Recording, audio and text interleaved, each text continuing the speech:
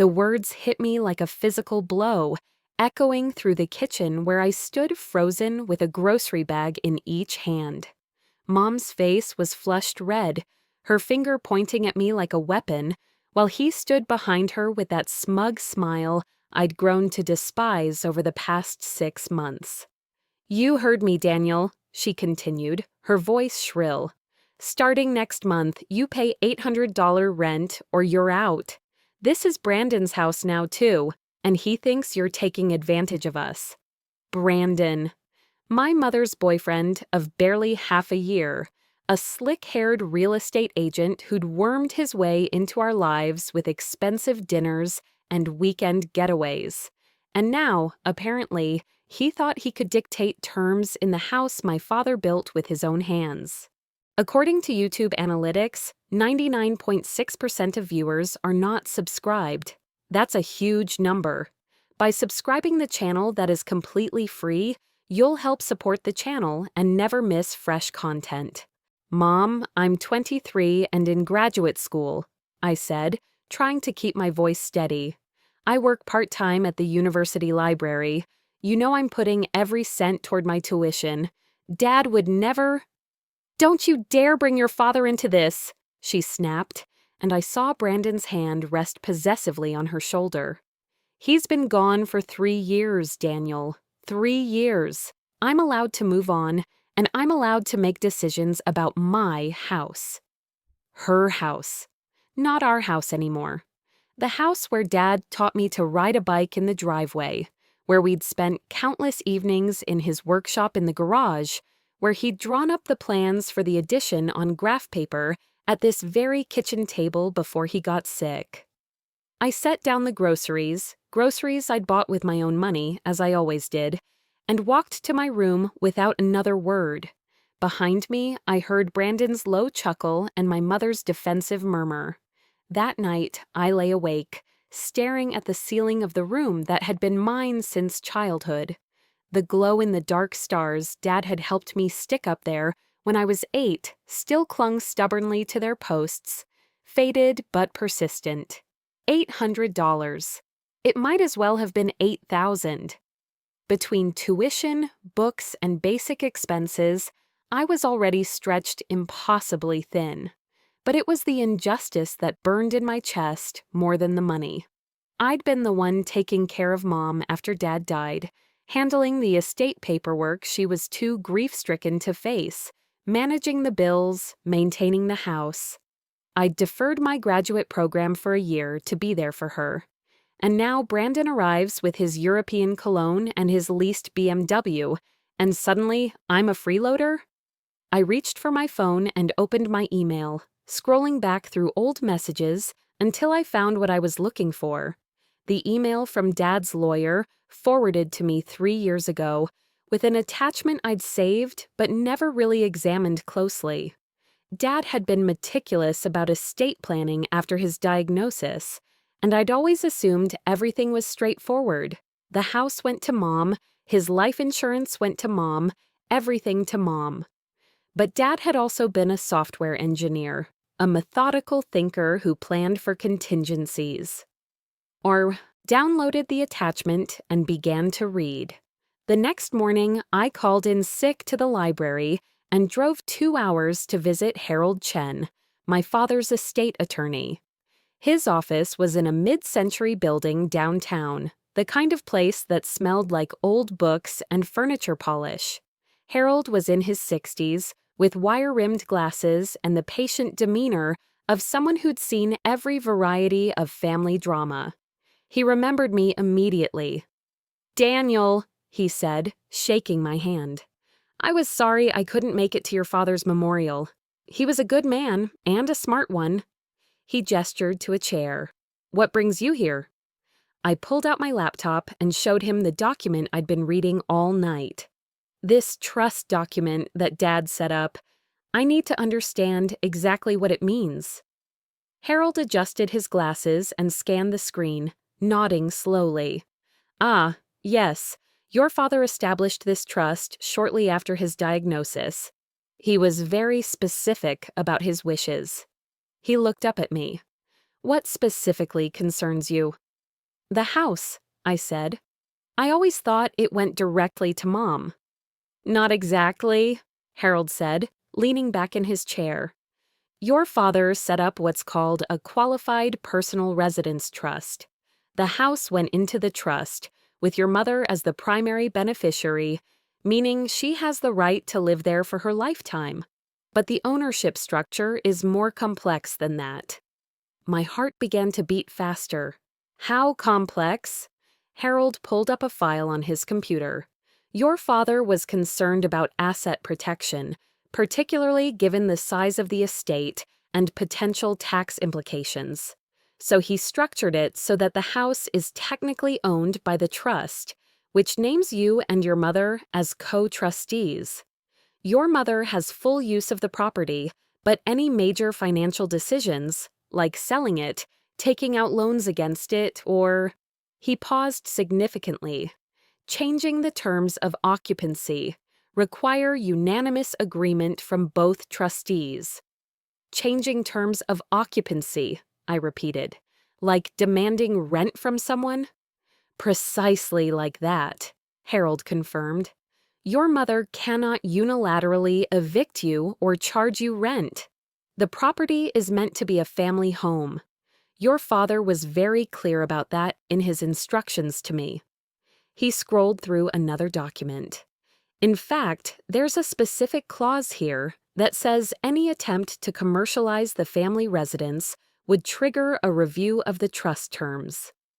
I felt something loosen in my chest, not quite relief, but the first breath of air after nearly drowning. Brandon doesn't know this, does he? That Mom can't just kick me out? I suspect not, Harold said dryly. When your mother came in to sign the probate paperwork, she came alone. We discussed the trust structure, but... He spread his hands. People hear what they want to hear, especially when they're grieving. She likely focused on the fact that she could live there freely and didn't absorb the limitations. What would happen if I objected to paying rent? If I invoked my rights as co-trustee? Harold removed his glasses and cleaned them thoughtfully. Well, that would open a rather complicated situation. Your mother couldn't evict you. If she tried, you could file for a temporary restraining order based on your ownership stake. It would likely lead to a family court mediation at minimum. He fixed me with a steady gaze. But I have to ask, Daniel, is that really the path you want to go down? Legal action against your own mother? I thought about Brandon's smirk, about my mother's cold dismissal of my father's memory, about the 3 years I'd spent being the good son while my own life was on hold. What if there's more to the situation? I asked. What if I had reason to believe someone was manipulating my mother for financial gain? Harold's expression sharpened. That would be a different matter entirely. As co-trustee, you have a fiduciary duty to protect the trust assets. If you believed someone was exercising undue influence over your mother, particularly regarding the trust property, he trailed off meaningfully. I drove home with my mind racing. I wasn't going to wage a legal war against my mother, but I was going to protect what my father had built, and I was going to make sure Brandon understood exactly what he'd walked into. That evening, I found Mom alone in the living room. Brandon had gone to show a property, which I suspected meant he was at the bar downtown where he seemed to spend most evenings. Mom, I said quietly, sitting down across from her, we need to talk. She looked up from her magazine, her expression already defensive. If this is about the rent, Daniel, my decision is final. Brandon says, I don't care what Brandon says, I interrupted, keeping my tone calm. I care about what Dad wanted, and I care about what's legal. She blinked. What are you talking about?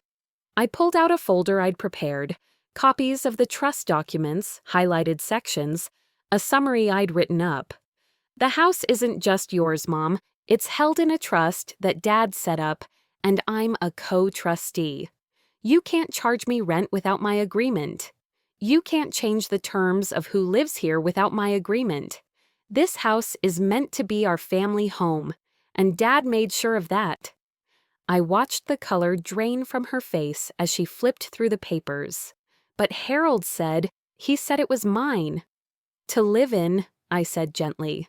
To use, but not to control unilaterally. Dad loved you, Mom. He wanted to make sure you'd always have a home. But he also wanted to make sure I'd have one too. And he wanted to protect the house from... I paused, choosing my words carefully. From decisions made under pressure or influence. She set down the papers, her hands shaking slightly. So what? You're going to sue me? Your own mother? No, I said firmly. I don't want to fight you. I want us to talk about what's really going on here. Because 6 months ago, you would never have asked me to pay rent. 6 months ago, we were a team. So what changed? For a long moment, she said nothing. Then quietly, Brandon thinks I'm too soft on you. He says you're a grown man and you should be contributing. I do contribute, I said. I buy groceries. I pay for my own food, my own gas, my own everything. I maintain the yard. I fixed the washing machine last month. I'm in graduate school trying to finish what Dad started me on, trying to make him proud. My voice cracked slightly. What I don't understand is why Brandon gets a say in any of this, when this isn't his house, isn't his family, and isn't his business. Mom's eyes filled with tears. You don't understand what it's like, Daniel, being alone. Your father was my whole world, and when he died, I didn't know how to... She wiped her eyes. Brandon makes me feel alive again. He takes me places, plans things. I know you don't like him, but he makes me happy. Does he make you happy? I asked quietly. Or does he make you feel like you'd be unhappy without him? She flinched as if I'd struck her. I pressed on, pulling out another document from my folder. Mom, did you know Brandon filed for bankruptcy 3 years ago? Did you know his real estate license was suspended last year for ethics violations? Did you know he has 2 DUIs? Her face went pale. How did you investigated him? I got worried, I said. A man moves in with my mother, starts making financial demands, and I'm supposed to just trust it? So, yes, I did a background check. Public records, Mom. All of it available to anyone who looks. He told me about the bankruptcy, she whispered, but her voice was uncertain. He said it was because of his divorce, that his ex-wife ruined him financially. His 3rd divorce, I corrected gently. Mom, I'm not trying to control your life. If you love Brandon, if he makes you genuinely happy, then I'll learn to accept it. But I won't stand by and watch him manipulate you into turning against me, into making decisions that Dad specifically tried to protect you from having to make. She was crying openly now. What am I supposed to do? Tell Brandon you won't pay rent? He'll think I'm weak, that you're controlling me. No, came a voice from the doorway. We both jumped.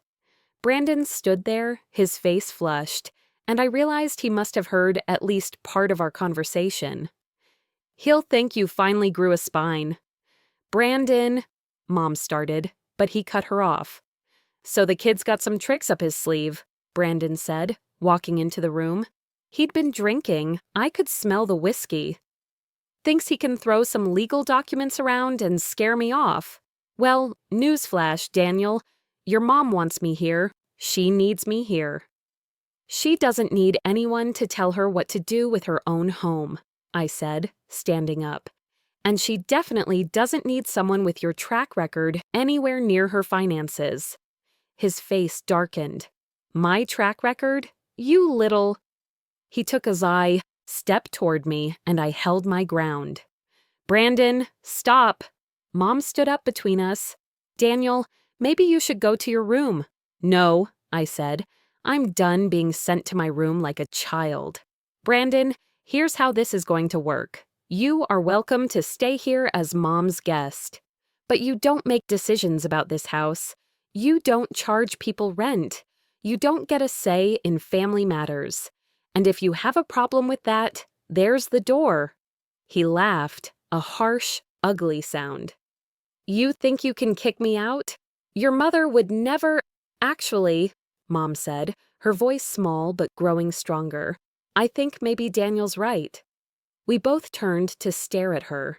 She was standing straight now, the tears drying on her cheeks, and something in her expression reminded me of the mother I'd known before, the woman who'd stood beside Dad through his illness, who'd been strong even when she was breaking. "I think," she continued, her voice gaining strength, "I've been letting you make decisions for me because I was scared of being alone, but I'm realizing that being alone would be better than this." She gestured vaguely at the tension in the room. "Than doubting my own son, than forgetting what my husband wanted for this family." "Sweetheart." Brandon's tone changed instantly, becoming wheedling. "You're upset. Let's talk about this tomorrow when you're calmer." "I'm perfectly calm," she said, "and I think you should leave, now." "You don't mean that," he said, but there was panic in his eyes now. "What about our plans? The trip to Cancun next month? The trip you booked using my credit card?" I interjected. I'd found that little gem in my research too, a charge for $4,800 at a travel agency, dated 2 weeks ago. "The one Mom probably doesn't even know about yet?" Mom's eyes widened. "What trip?" Brandon's mask finally slipped completely. "Fine," he snarled. "Fine. You want to side with your precious son? Go ahead. But you're making a mistake. You're nothing without me, Karen. You're a lonely, pathetic widow, and you're going to end up dying alone in this house." "Get out," I said, stepping forward. "Get out right now, or I'm calling the police." For a moment, I thought he might actually swing at me. His fists clenched, his face purple with rage, but then he seemed to deflate, grabbing his jacket from the coat rack. "This isn't over," he muttered, but it sounded hollow even to him. "Actually," I said, "it is. And Brandon, if you try to contact my mother again, if you come within 100 yards of this property, I'll file for a restraining order, and I'll make sure every real estate office in the state knows exactly why. Are we clear?" He left without another word, slamming the door hard enough to rattle the windows. Mom and I stood in the silence for a long moment. Then she sank back onto the couch, covering her face with her hands. "I'm so sorry," she whispered. "Daniel, I'm so sorry. What was I thinking? How could I have said those things to you?" I sat down beside her, and suddenly I was 12 years old again, seeking comfort after a nightmare. "You were lonely, Mom. I get it. I've been so focused on school, on my own life, I didn't realize how isolated you were feeling." "That's not an excuse," she said firmly. "You've been nothing but good to me. You stayed when you could have left, you took care of things I was too broken to handle, and I repaid you by—" She shook her head. "I don't deserve your forgiveness." "You have it anyway," I said softly. "But Mom, we need to talk, really talk. About Dad, about what happened after, about how we move forward." She nodded, wiping her eyes. "I know, I've been avoiding it for 3 years. Every time I thought about him, it hurt so much I just wanted to shut it out. And then Brandon came along, and he was so different from your father, so superficial, that it was easy to pretend nothing had happened. To pretend I was someone else entirely." "You don't have to be someone else," I said. "Dad fell in love with you, exactly as you are. And so did I. We're family, Mom. That's what Dad's trust was really about. Not legal protection, but making sure we'd always have each other, always have this home base." She pulled me into a hug, something she hadn't done in months. "Your father was a smart man," she murmured. "Smarter than I gave him credit for. He knew I might need protecting, even from myself." Over the next few weeks, things slowly returned to a new version of normal. Mom started seeing a grief counselor, something she should have done years ago.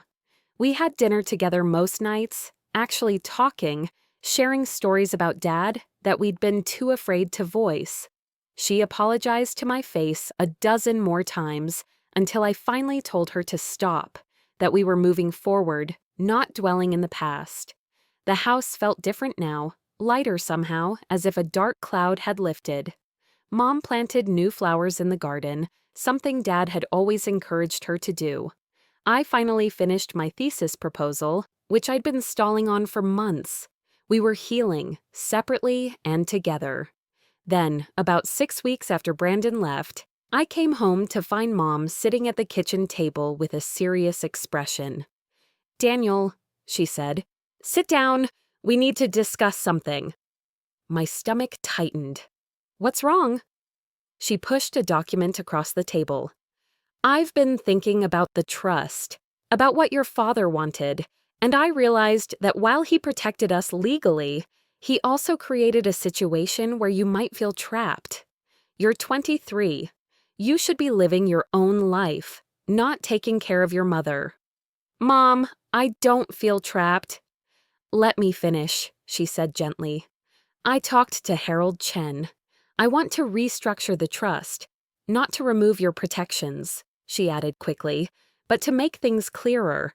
The house stays in trust until I pass, at which point it goes to you completely. But in the meantime, I want to establish a clear financial framework, no rent," she said firmly, "but a partnership. We split utilities and property taxes proportionally based on income. We maintain the house together. And when you're ready to move out, for a job, for graduate housing, for whatever, you do so, knowing this will always be your home to come back to." I felt my throat tighten. "You don't have to do this."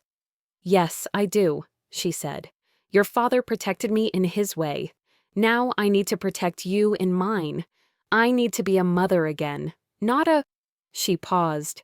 "Not whatever I was becoming." I reached across the table and took her hand. "You were lost," I said, "but you found your way back." She smiled, tears in her eyes. "We found our way back." 6 months later, I defended my thesis successfully. Mom was in the audience, beaming with pride, and I could almost feel Dad there too, approving from wherever he was.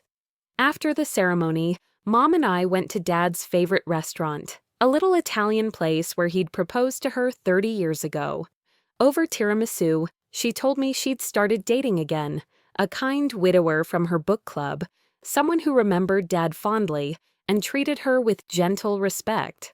"I'm taking it slow," she assured me, "and I'm doing it right this time. No moving in, no financial entanglements, just companionship. Getting to know someone." "That's great, Mom," I said, and meant it. "You deserve to be happy." "So do you," she said, eyeing me significantly. "Any prospects?" I thought of Maya, a fellow graduate student I'd been getting coffee with regularly. "Maybe," I admitted, "but I'm taking it slow too. Learned that from watching you." She laughed, a sound I'd feared I might never hear again. "We're quite a pair, aren't we?" "The best pair," I agreed. That night, as I lay in my childhood room, looking up at those faded, glow-in-the-dark stars, I thought about revenge. I'd planned for it, prepared for it, armed myself with legal documents and background checks. But in the end, the best revenge wasn't hurting Brandon or proving him wrong. The best revenge was this: reclaiming our home, our family, our lives. It was watching Mom rediscover herself, seeing her laugh again, knowing that Dad's careful planning had protected us when we needed it most. It was understanding that sometimes the greatest victory isn't in defeating your enemies, but in refusing to let them destroy what matters. Brandon had tried to take our home. Instead, he'd given it back to us. And that was worth more than any revenge I could have imagined. 2 years later, I accepted a position at a tech company in the city, finally putting my graduate degree to use. I moved out, but I came home for dinner twice a week, and Mom and I talked nearly every day.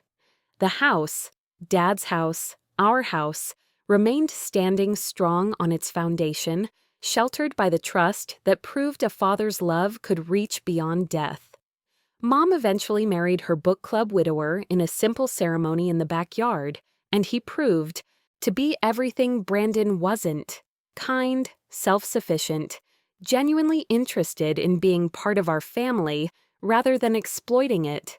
Sometimes I still think about that night in the kitchen, hearing Mom shout about rent, seeing Brandon's smug smile.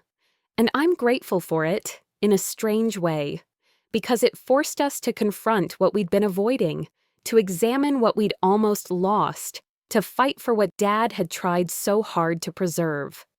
The greatest revenge, I learned, isn't about destruction. It's about building something better from the ashes of what someone tried to burn down. It's about coming home.